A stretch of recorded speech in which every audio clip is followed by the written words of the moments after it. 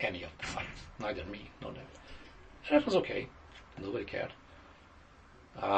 But we are sitting at different places, on different floors, or certainly we didn't see each other on a daily basis. Well, we weren't sitting in the same open plan room.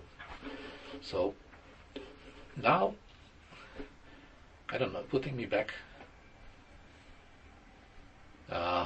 sitting near them, well, I don't know how it went. I probably wouldn't do anything particular. And probably now, now that the conflict has emerged, that would be, no, I think it's fairly, it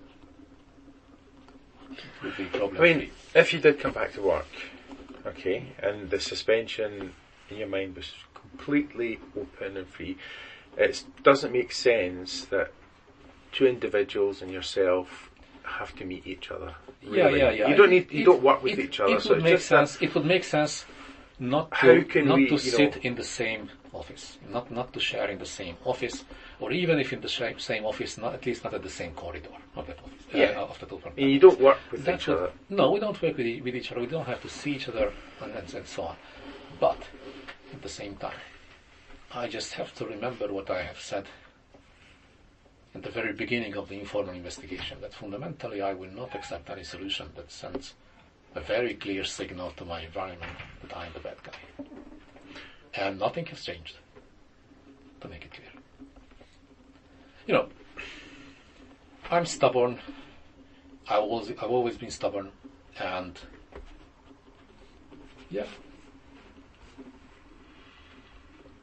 I don't think that there is the real solution on the horizon. Something that's good.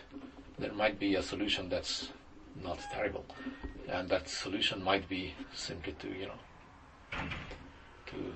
move back to places where we don't have to deal with each other on a daily basis. But there is a certain problem with that the issue has not been solved. That I will move back and I will think that there are these guys, and there are some other guys, who repeatedly, on a daily basis, were trying to find some mean little way, just like, that apparently, the mean little way that even Miss McNeil finds very upsetting, even if, in a conversation like this, although I was not intentionally mean at all. We simply got irritated, both of us. And, and they got away with it. And not just them. And this is something I'm not very keen to accept.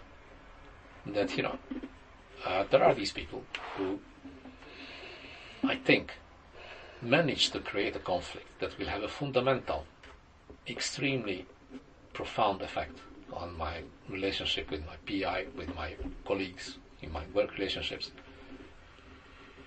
And, and they just get away with it. And I very much dislike that.